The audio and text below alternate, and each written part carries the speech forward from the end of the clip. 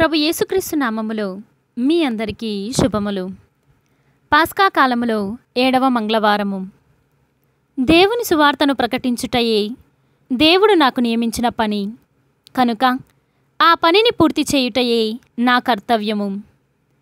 మొదటి పట్టణము అపోస్తుల కార్యములు 20వ అధ్యాయము 17వ వచనము నుండి 27వ వచనం వరకు.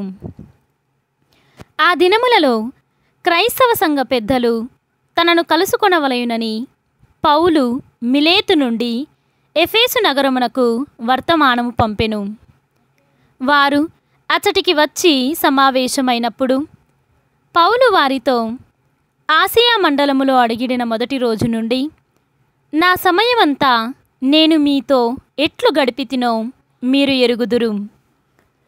యుద్ధ కుతంత్రము వలన నాకు కలిగిన కష్టకాలములో నేను ప్రభువు సేవకునిగా నా పనిని సంపూర్ణ దీనత్వముతోనూ కన్నీటితోనూ నెరవేర్చితిని. నేను బహిరంగముగా మీ ఇండ్లయందు ప్రసంగించి బోధించినప్పుడు మీకు అన్ని విధములా సహాయపడుటకు నేను వెనుదీయలేదు.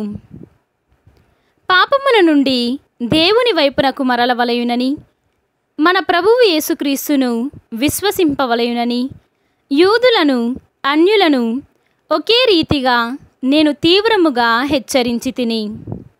మరి ఇప్పుడు పవిత్రాత్మకు విధేయుడనైన నేను యెరూషలేమునకు పోవుచున్నాను. అక్కడ నాకు ఏమి జరగనున్నదో తెలియదు.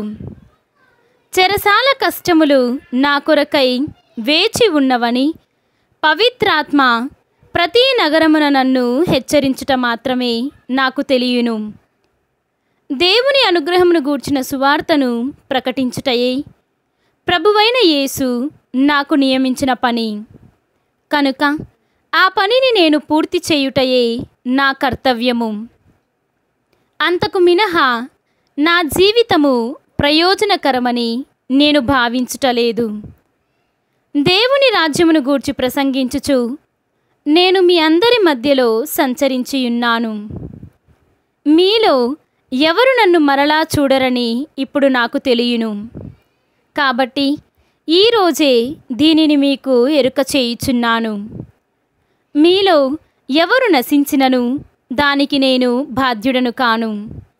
ఏలన దేవుని సంకల్పమును మీకు ఎరిగించుటలో నేను వెనుకంజ వేయలేదు. ఇది ప్రభువాక్కు. సర్వేశ్వరునికి వందనములు.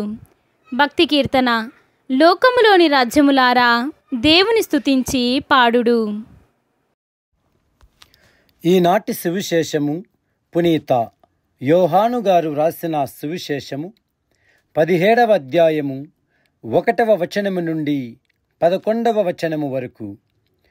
యేసు ఈ మాటలు చెప్పి ఆకాశము వైపు కనులెత్తి ఇట్లు ప్రార్థించెను.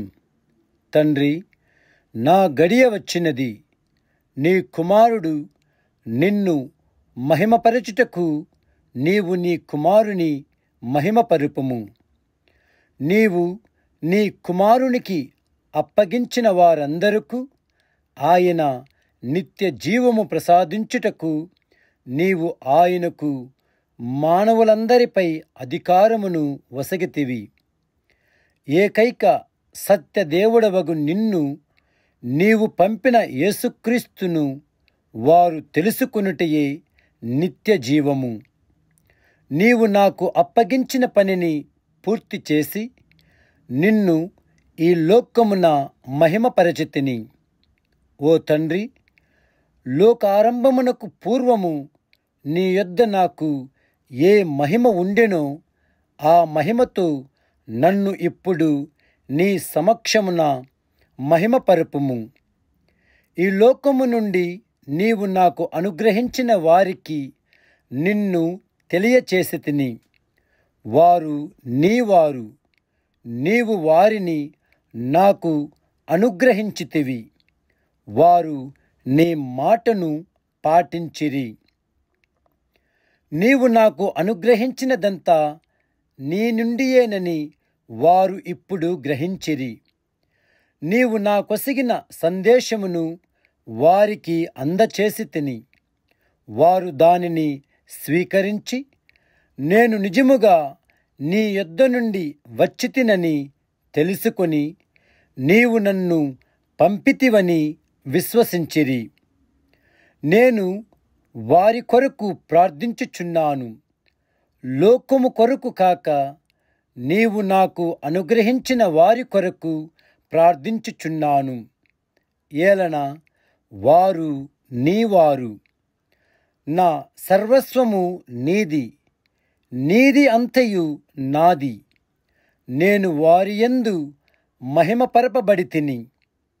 నేను ఈ లోకమున ఉండను, కాని వారు ఉందురు. నేను నీ యొద్దకు వచ్చుచున్నాను. పవిత్రుడవైన తండ్రి, మనవలే వారు ఒకరుగా ఐక్యమై ఉండునట్లు నీవు నాకు వసగిన వారిని నీ నామమునందు సురక్షితముగా ఉంచుము. ఇది క్రీస్తు సువిశేషము.